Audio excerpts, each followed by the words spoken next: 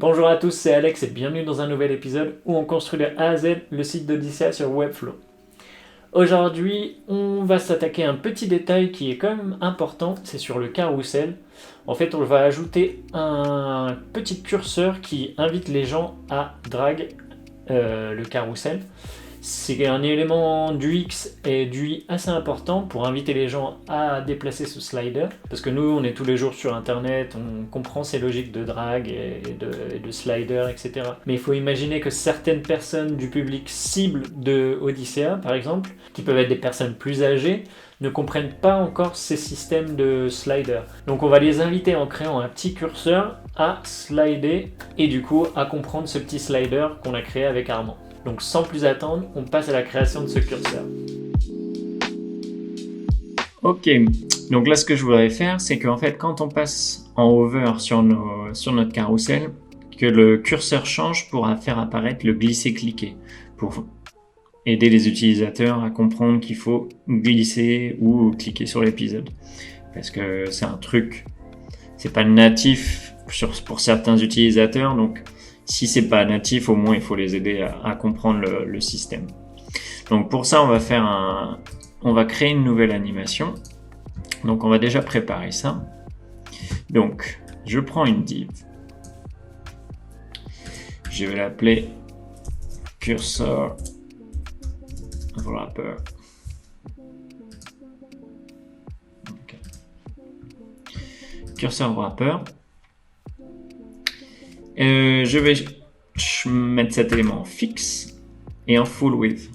Comme ça, en fait, c'est mon curseur va prendre ce wrapper là, va être toujours présent dans la page, peu importe si je scroll. Je vais mettre un z-index à 1500. Comme ça, nos transitions sont à 2000 et notre menu à 1000. Donc comme ça, il est au-dessus de tout sauf les transitions. À l'intérieur de mon curseur wrapper, vous allez comprendre vite fait ce que ça va donner. Je vais ajouter une circle. Donc déjà mon curseur wrapper, j'ajoute une flexbox et je centre le tout. Mon circle, il est là. Je vais lui donner une taille de 70 par 70. On va voir ce que ça donne. Un peu petit. 100. On va faire 150 par 150. Background blanc. Et radius 50%. Et voilà, déjà on a notre petit cercle.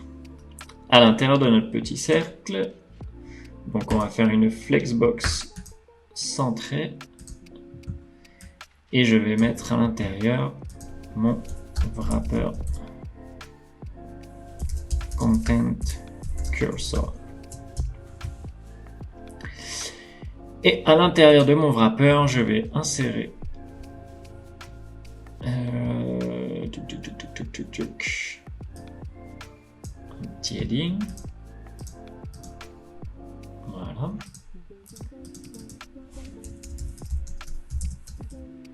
Glisser ou cliquer.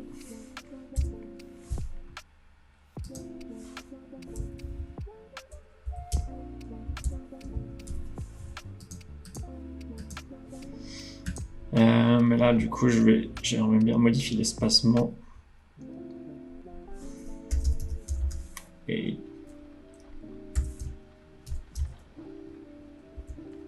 17. Voilà.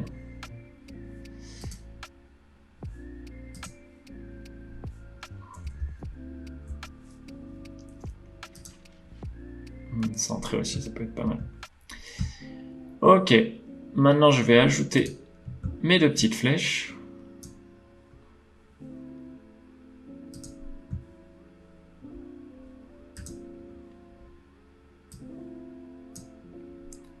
Merde.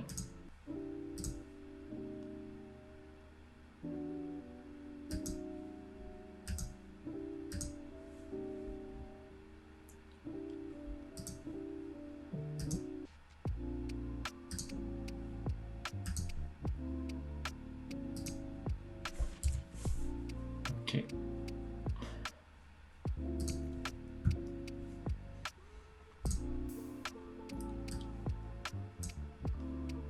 Donc voilà, j'ai mes deux petites flèches. Donc je peux... Hop. Je mets à l'intérieur. Voilà. Ok, donc là je peux sélectionner mon wrapper. Je passe en flexbox. Le tout centré. Et ici, sur mon texte, je vais ajouter une classe qui va être margin m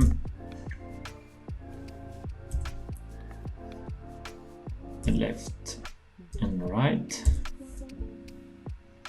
10.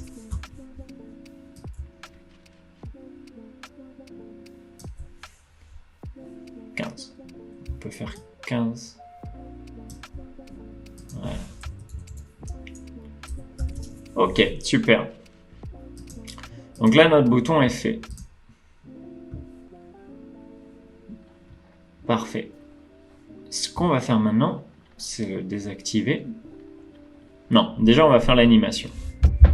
Donc là, je vais ajouter une animation mouse move in the viewport. Je vais créer une nouvelle animation qui va s'appeler cursor carousel.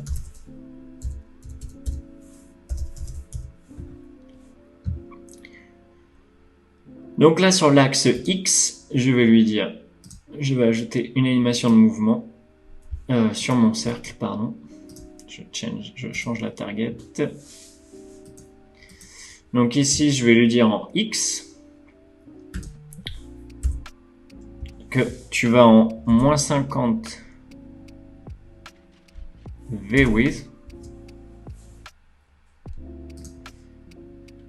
à 100%. Tu vas à 50 V-width.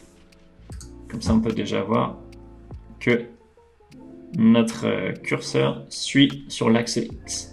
Maintenant, sur l'axe Y, pareil, on ajoute une petite animation de mouvement. Donc, on va lui dire, pareil, mais sur l'axe Y, moins 50 V high pour la hauteur et 50 V high. Et là, si on teste, parfait, notre curseur suit. On peut mettre un petit smoothing, on va voir il y a déjà un smoothing, donc ouais, c'est cool. Comme ça, c'est cool. Et le truc, c'est que maintenant, par exemple, vu que notre souris passe par-dessus tout, vu que le curseur est au-dessus de regarder la dernière saison, je peux plus cliquer sur regarder la dernière saison. Après, on va l'utiliser sur le carrousel, mais c'est pareil en fait, on peut pas cliquer sur la carte. Donc, ce qu'il faut faire, c'est ajouter dans notre curseur wrapper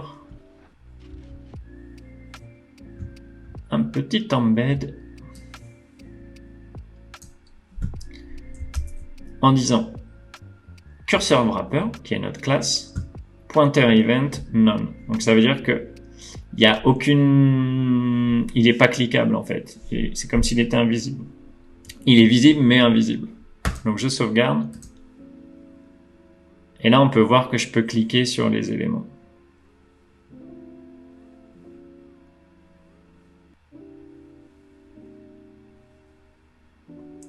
Ce qui pourrait être pas mal. Ce qui pourrait être pas mal, c'est par exemple, là en fait, ça fait un peu bizarre. Parce que là, ouais, du coup, on peut swiper, etc. Mais ce qui pourrait être pas mal, c'est que notre cercle, on le passe en relatif et on le fasse bouger de 60 par 60. On va voir ce que ça donne.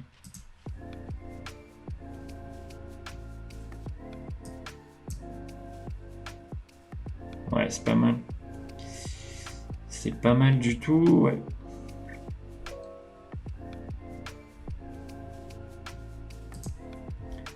Comme ça, on peut quand même cliquer sur les éléments. On peut les voir aussi. On peut cliquer, ça c'est sûr, mais on peut les voir. Donc si je fais peut-être 100 et je fais juste 50.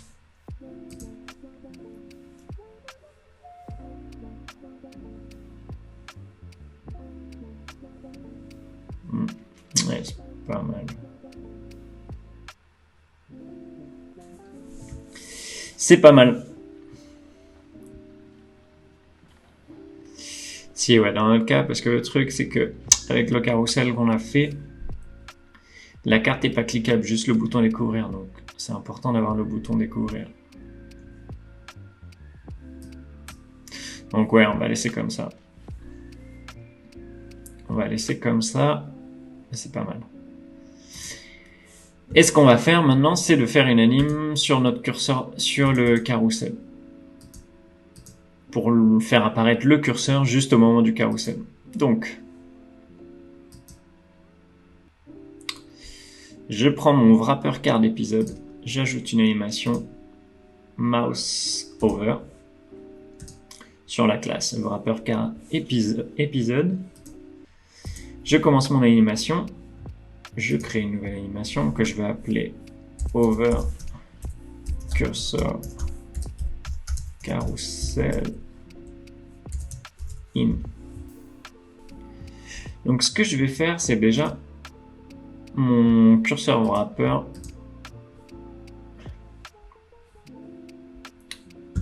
Ah.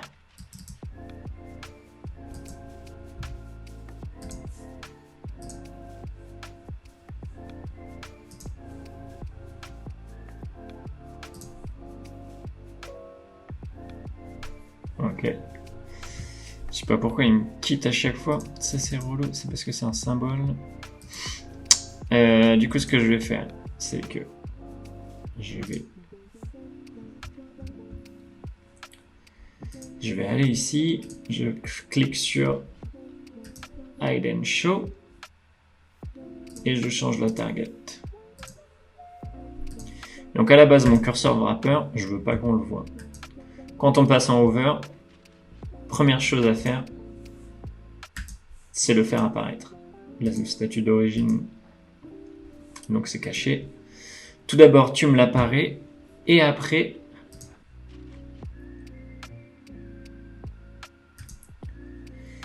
tu me le fais, tu passes de 0 à 1 en termes d'échelle. Donc,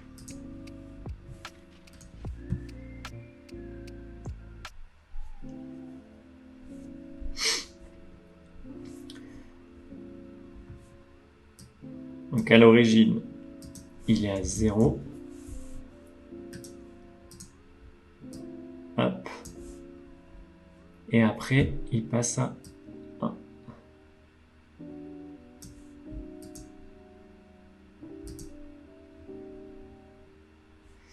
Ça, c'est pas mal. On va lui ajouter une petite opacité. Non. Est-ce qu'il y a vraiment besoin? Non. On va le garder comme ça, c'est cool. Et du coup, on peut faire l'animation en over out. Start animation. Je duplique mon over curseur. Out. Et du coup, ce qu'on va faire, c'est de lui dire, tu reviens. Du coup, ça, on enlève la position initiale. La première chose qu'on va lui dire, c'est de revenir à l'échelle 0. Et après, tu te caches. Donc là, si on teste,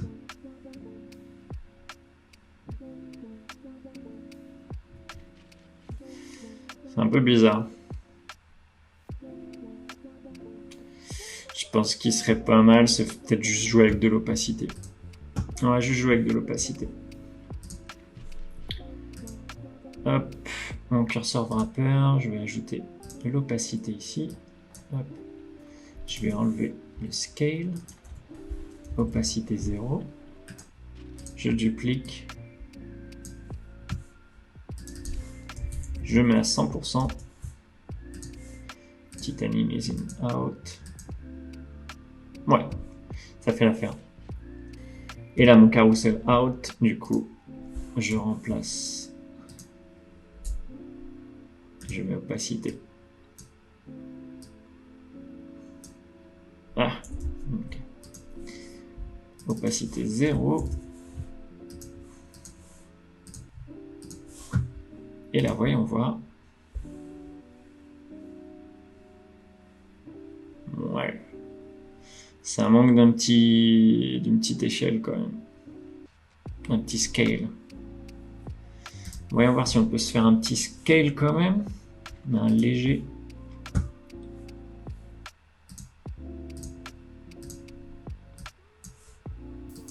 Genre 0,8. Et tu passes à 1.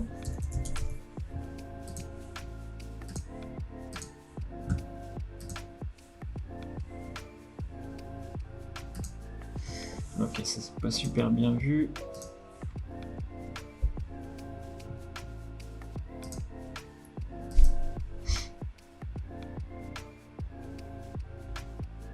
Ah mais je suis bête. C'est parce que j'ai mon curseur wrapper de sélectionner, pas le circle. Ok, on change la target, circle. Et du coup on peut lui mettre la grosse animation d'échelle à 0. Voilà. Et le hide and show, c'est pour le cursor wrapper. My bad. Donc là, on va être bon. Ok, et donc pour le in et le out. Donc, je change la target, circle, j'ajoute le scale qui est à 0.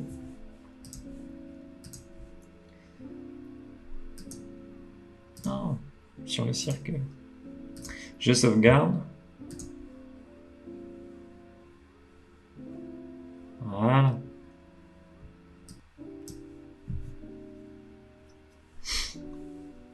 Parfait. Parfait. Donc là, cette animation, bien évidemment, elle marche que sur desktop. Vu que sur tablette et mobile, il n'y a pas de curseur. Et donc du coup, ce qu'on peut faire aussi, c'est désactiver notre curseur sur la page. Parce que sinon, il traîne tout le temps. Et on peut voir quand même si je le désactive, il est présent. Super. Ça y est, notre curseur est fait. Donc là, notre curseur wrapper est fini. Donc on peut le convertir en symbole.